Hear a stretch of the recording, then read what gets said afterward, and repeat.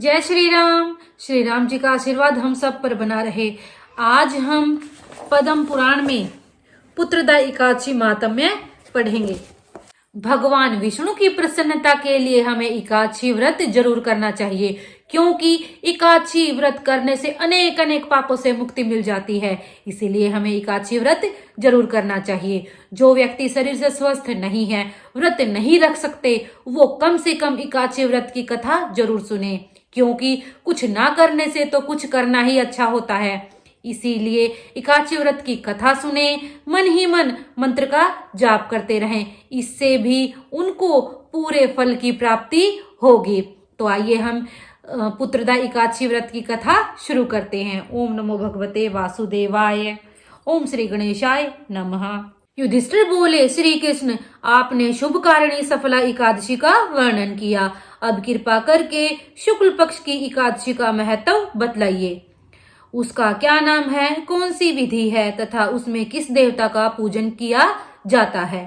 भगवान श्री कृष्ण ने कहा, राजन, पौष के शुक्ल पक्ष की जो एकादशी है उसे बतलाता हूँ, सुनो। महाराज, संसार के हित की इच्छा से मैं इसका वर्णन करता हूँ। राजन, पूर्वोक्त विधि से ही यत्न पूर्वक इसका व्रत करना चाहिए। इसका नाम पुत्रदा है। यह सब पापों को हरने वाली उत्तम तिथि है। समस्त कामनाओं तथा सिद्धियों के दाता भगवान नारायण इस तिथि के अधिदेवता हैं। चराचर प्राणियों सहित समस्त त्रिलोकी में इससे बढ़कर दूसरी कोई तिथि नहीं है। पूर्व काल की बात है, भद्रावतीपुरी में राजा सुकेतुमान राज्य करते थे। उनकी रानी का नाम चंपा था। राजा को बहुत समय तक कोई वंशधर पुत्र नहीं प्राप्त हुआ, इसीलिए दोनों पति पत्नी सदा चिंता और शोक में डूबे रहते थे। राजा के पितर उनके दिए हुए जल को शोक से ग्रहण करते थे। राजा के बाद और कोई ऐसा नहीं दिखाई देता जो हम लोगों का तर्पण करेगा। यह सोच सोचकर पितर दुखी रहते थे। एक दिन राजा घोड़े पर सवार हो गहन वन में चले गए। पुरोहित आदि किसी को भी इस बात का पता न था। मृग और पक्षियों से सेवित उस सघन कानन में राजा भ्रमण करने लगे। मार्ग में कहीं सियार की बोली सुनाई पड़ती थी तो कहीं उल्लुओं की। जहां तहां रीछ और मृग दृष्टिगोचर हो रहे थे।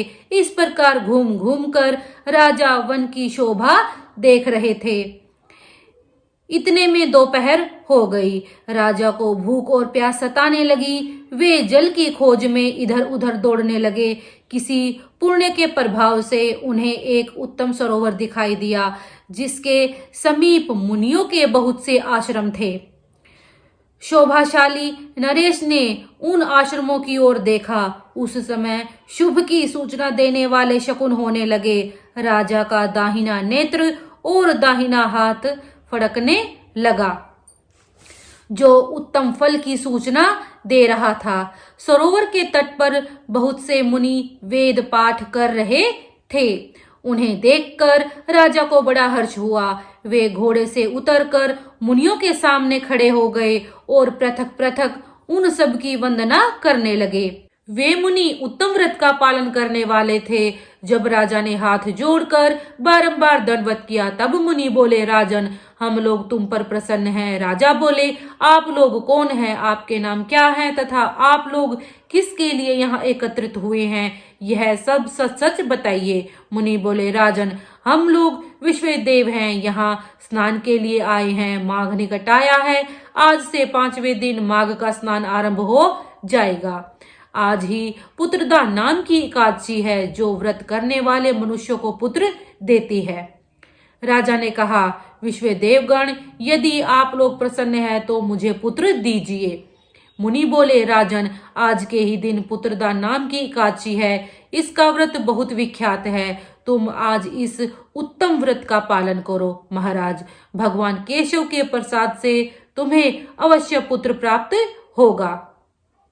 भगवान श्री कृष्ण कहते हैं, युधिष्ठिर, इस प्रकार उन मुनियों के कहने से राजा ने उत्तम व्रत का पालन किया। महर्षियों के उपदेश के अनुसार विधि पूर्वक पुत्रदा एकादशी का अनुष्ठान किया। फिर द्वादशी को पारण करके मुनियों के चरणों में बारंबार मस्तक झुकाकर राजा अपने घर आए।